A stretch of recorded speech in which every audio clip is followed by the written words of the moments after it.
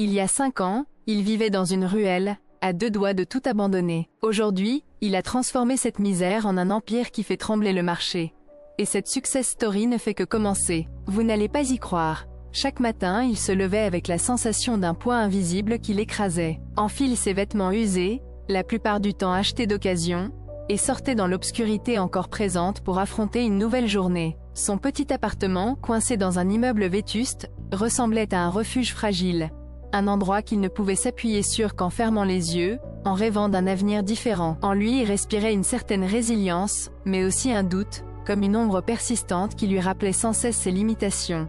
Pas assez d'argent, pas assez de diplôme. Aucune certitude quant à ce qui pouvait le faire sortir de cet état stagnant. Le quotidien n'était qu'une succession de petits combats. Courir pour attraper le bus, faire des heures sup dans un boulot peu valorisant, souvent sous-payé, pour graviter autour de ses rêves qu'il savait lointains. Son rapport à l'argent était complexe. Il ne comprenait pas vraiment comment certains semblaient réussir si facilement, alors que lui, il peinait à mettre de côté, même pour un simple repas supplémentaire ou un peu de confort. La réussite pour lui paraissait alors comme une lointaine étoile inaccessible, un rêve à la frontière de ses possibilités immédiates. La peur de l'échec, cette voix intérieure qui lui susurrait qu'il n'était pas fait pour autre chose que cette routine, devenait de plus en plus forte avec le temps. Il passait ses soirées à faire défiler laborieusement des idées dans sa tête. Apprendre quelque chose de nouveau, se lancer dans une petite activité locale, ou simplement chercher un moyen d'échapper à cette vie qu'il considérait comme un cercle vicieux. Mais chaque tentative semblait bloquée par un mur. Le manque de ressources, la peur de l'échec ou la simple fatigue d'un quotidien sans fin. Son environnement n'offrait que peu d'inspiration. Les rues où il marchait chaque jour dégageaient une facette brutale de la ville. Des quartiers en pleine mutation, mais où la pauvreté et la désillusion restaient palpables. Tout cela façonnait sa vision du monde. Le succès était réservé à quelques privilégiés, et lui, il était condamné à faire avec ce qu'il avait. Son rapport à la réussite s'était confus. Il croyait qu'il fallait de l'argent pour créer quelque chose, et que sans argent, pas de chance. Pourtant, une partie de lui savait qu'il y avait quelque chose d'autre. Une capacité à persévérer, à apprendre, à rebondir. Mais cette pensée restait enfouie derrière un mur de doute. Parfois, il se demandait si ses aspirations n'étaient pas simplement des illusions, vite balayées par la dure réalité de la vie. Il voyait ses collègues, ses amis, qui semblaient eux aussi coincés, pris au piège de rêves inassouvis ou de choix difficiles. L'idée de se lancer dans quelque chose de nouveau lui semblait souvent comme une illusion, un pari insensé dans un monde qui lui avait déjà trop souvent montré ses limites. Malgré tout cela, il y avait une étincelle, une petite voix intérieure qu'il ne connaissait pas encore, mais qui lui murmure doucement qu'il pourrait faire beaucoup plus, qu'il ne devait pas se limiter à ce qu'il connaissait, ou au qu'en dira-t-on. Une foi naissante, ou peut-être seulement un doute moins envahissant, qui ne demandait qu'à grandir. Tout était encore flou, encore fragile, mais quelque chose en lui commençait à bouger, prêt à se libérer de cette cage mentale qu'il avait retenue si longtemps. La route allait être longue, difficile, mais au fond, il sentait que sa vie pouvait changer. La question était maintenant comment. Ce fut une matinée comme tant d'autres, mais cette fois, quelque chose se dégagea dans l'air, une tension inhabituelle, comme un frisson qui parcourt tout le corps. Il était assis dans un café minuscule, un de ces endroits discrets où il aimait se réfugier, espérant que l'anonymat l'aide à éviter de penser à ses échecs. Son regard posé sur la fenêtre, il fixait la ville qui s'éveillait sous un ciel gris. Il écoutait la monotonie des voix, le brouhaha des passants, mais une impression persistante le dérangeait, comme un quelque chose qui n'avait pas sa place, qui refusait de s'intégrer à la routine. C'est alors qu'il entendit parler d'une conférence, d'un atelier, un événement local destiné à ceux qui, comme lui, cherchaient à changer leur vie. Il sentit d'abord une résistance, une peur viscérale de sortir de cette zone de confort douloureuse mais familière. Et si c'était une perte de temps?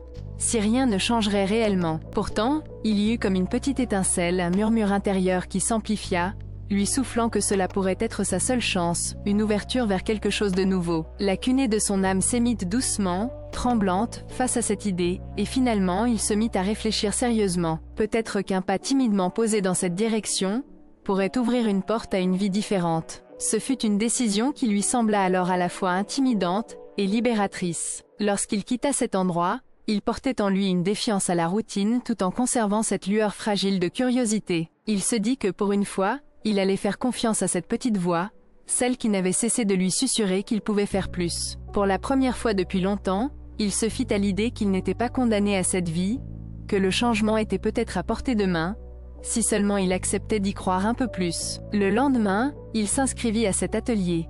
Était-ce une erreur, ou la première étape vers une révolution silencieuse? Il n'en savait rien, mais il savait que ce petit pas allait tout changer. Son cœur battait plus vite, comme si l'univers tout entier lui avait soufflé que sa vie était sur le point de se transformer. Lorsqu'il arriva à la réunion, entouré d'inconnus, il sentit cette fois un frisson d'anticipation, une certitude qu'il pourrait peut-être enfin commencer à écrire une nouvelle page, différente de celle qu'il parcourt chaque jour. Ce déclencheur, cette étincelle d'espoir, lui fit soudain voir tout autrement. Il comprenait alors que le véritable changement ne venait pas seulement d'un événement ou d'une réussite immédiate, mais de cette décision, cette volonté de faire un pas vers l'inconnu. Une nouvelle aventure commençait, fragile et incertaine, mais porteuse d'un sens tout autre. Le fil invisible qui reliait sa routine à ce qui pourrait être, venait de se tendre.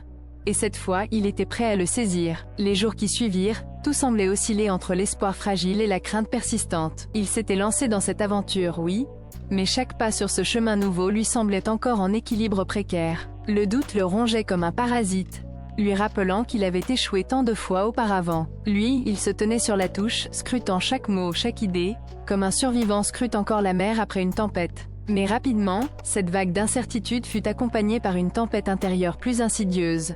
Celle du sentiment de ne pas mériter ce changement, celui du peu d'estime qu'il se portait encore. Il avait apporté ses idées, ses rêves tout sauf ambitieux, et il se surprenait à penser qu'il était peut-être trop tard, ou tout simplement incapable. Chaque encouragement de ses pairs semblait lui résonner comme un écho lointain, presque irréel. Comme si tout ce soutien ne le concernait pas vraiment. Il se demandait, et si tout ça n'était qu'une illusion? Si je n'étais pas fait pour réussir, pour changer réellement? Une nuit, assis sur le vieux fauteuil du petit appartement, il revoyait ses échecs, ces moments où il avait tout laissé tomber, la mise en garde de ses proches, leur scepticisme, leur regard chargé de pitié ou d'indifférence. La voix qu'il avait finement enfouie en lui soufflait qu'il faisait sans doute tout cela pour rien, qu'il n'était qu'un rêveur naïf, à force de se leurrer sur ses capacités. La tentation de tout abandonner encore une fois était forte, comme un trench profond de son esprit qu'il ne pouvait atteindre sans céder à la défaite. Mais dans cette obscurité, un peu plus tard, une chose s'était produite. Il avait rencontré quelqu'un lors de cette rencontre, un autre participant, qui avait lui aussi commencé avec des doutes et des cicatrices. Ils avaient discuté tard dans la nuit, partageant leurs peurs, leurs échecs, leur sensation de n'avoir finalement rien de tangible pour bâtir leur avenir. Et il lui avait offert une parole simple mais puissante. Ce n'est pas parce que tu es tombé avant que tu dois rester à terre. Chaque chute, c'est une occasion de te relever plus fort. Ces mots, comme un baume, avaient ravivé une petite flamme oubliée en lui, celle qui lui rappelait qu'au fond, il voulait encore croire en lui. Mais la route restait périlleuse. L'étape suivante lui réservait encore des épreuves. Lorsqu'il se mit à appliquer ce qu'il apprenait lors de l'atelier, il se heurta à un mur. Ses premières initiatives ne donnèrent pas les résultats espérés. En lançant une petite activité de vente en ligne, il réalisa vite qu'il manquait de connaissances, de réseaux, de moyens. La première vente arriva trop tard, il n'avait pas assez de visibilité, et un rejet brutal lui fit remettre en question tout son projet. Son cœur se serra, comme si ses espoirs s'envolaient à nouveau, emportés par la tempête de ses doutes. Plus tard, en tentant de convaincre son entourage de le soutenir, il fit face à la trahison de certains amis ou collègues. Leur scepticisme et leur cynisme le poussèrent à l'isolation. Il sentit une fois de plus cette sensation que ses rêves n'étaient qu'une illusion, que ses efforts étaient vains. Ce sentiment d'abandon, mêlé à la solitude, semblait vouloir lui faire perdre ce qu'il avait commencé à reconstruire. Le poids de ses propres contradictions, cette envie ardente de changer contre la peur de tout perdre, le comprimait, l'écrasant sous la pression de ses propres contradictions. Il était à la croisée des chemins, tiraillé entre la volonté de continuer, ou de tout laisser tomber. La voix de ses peurs semblait plus forte que jamais,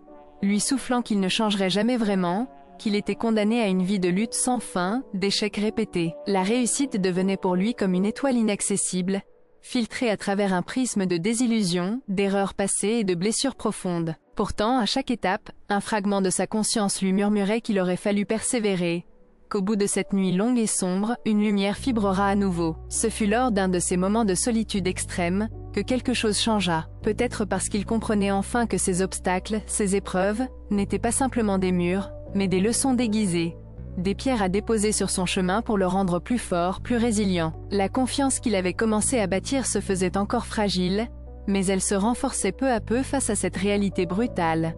Ce n'était pas l'absence d'échec qui comptait, mais la capacité à se relever encore et encore, plus déterminé. Et dans le tumulte de ces épreuves, une autre vérité s'imposa à lui comme une évidence. Le succès n'était pas une ligne droite, mais une série de rebonds, d'erreurs et d'apprentissages. La route vers la réussite ne pouvait se faire sans passer par ces tempêtes intérieures, sans affronter cette part de lui qui doutait, qui craignait, qui voulait tout abandonner. La majorité de ses luttes se jouaient dans son esprit, et à chaque défi, il devait choisir entre se laisser dévorer par la peur, ou puiser dans cette petite étincelle encore vacillante pour continuer. La véritable épreuve était là. Accepter que l'échec fasse partie du voyage, que chaque chute lui redonne une chance de se relever plus fort, plus décidé que jamais à faire bouger sa vie. Tout à coup, il sentit comme une bouffée d'air frais lui pénétrer dans les poumons, comme si le vent de la révolte s'était levé en lui sans prévenir. Il se tenait là face à cette cascade d'échecs, de doutes, de pertes, et pourtant, quelque chose s'était brisé. La peur de tout perdre, la crainte du regard des autres, le poids de ses propres cicatrices, tout cela semblait s'évanouir lentement dans la lumière crue de sa conscience. Il n'était pas condamné à rester prisonnier de cette vie qu'il n'avait jamais vraiment choisie. Il regarda autour de lui, cette pièce qu'il partageait avec ses doutes et ses erreurs, et il comprit que la seule différence entre lui et ceux qui avaient réussi, c'était simplement la décision de continuer malgré tout. Cette idée, simple en apparence, résonnait comme un tsunami intérieur, balayant ses dernières convictions limitantes. Il s'était longtemps accroché à cette idée qu'il n'avait pas assez d'argent, pas assez de diplôme, pas assez de soutien, qu'il devait attendre que tout soit parfait pour se lancer. Mais soudain, il réalisa que la perfection n'existe pas, que le vrai changement ne venait pas d'une situation idéale, mais d'un acte courageux, celui de faire ce premier pas, même si tous les indicateurs semblaient contre lui. Il s'arracha à ses pensées sombres, et dans un élan de détermination, il prit une profonde respiration. Libérant cette tension accumulée, il se sentit léger, comme si une serrure s'était déverrouillée en lui. La véritable bataille n'était pas là dehors, mais dans son esprit, dans cette résistance qu'il entretenait pour rester dans l'ombre de ses propres limites. Il choisit de voir cette étape difficile non pas comme une fin, mais comme un point de départ. Tout ce qui s'était passé auparavant, tous ses échecs et ses blessures, commençaient enfin à prendre un sens. Ils étaient des enseignements, des tremplins pour rebondir plus haut. Et là, dans cette prise de conscience puissante, il sentit un appel intérieur irrésistible. Celui d'aller au-delà de ses peurs, de se bâtir une nouvelle identité, celle d'un homme qui n'abandonne pas même quand tout semble perdu. Il décida qu'il n'attendrait plus la validation extérieure, ou une situation parfaite. Il n'attendrait pas que la victoire vienne tout de suite, ou qu'un miracle lui tombe du ciel. Il comprenait désormais que la véritable victoire, celle qui changerait sa vie à jamais, résidait dans la capacité à continuer à avancer, étape par étape, avec foi, sans se laisser arrêter par ses doutes ou ses échecs passés. Il fit un choix qu'il n'avait jamais osé faire auparavant, celui de se relever coûte que coûte. Il se rappela ces mots qu'il avait entendus, cette phrase qui résonnait comme une prophétie. Ce n'est pas parce que tu es tombé que tu dois rester à terre. Il décida d'en faire une vérité, une armure contre la tempête intérieure. En se levant, il sentit que tout son corps se remplissait d'un nouveau souffle, d'une force insoupçonnée.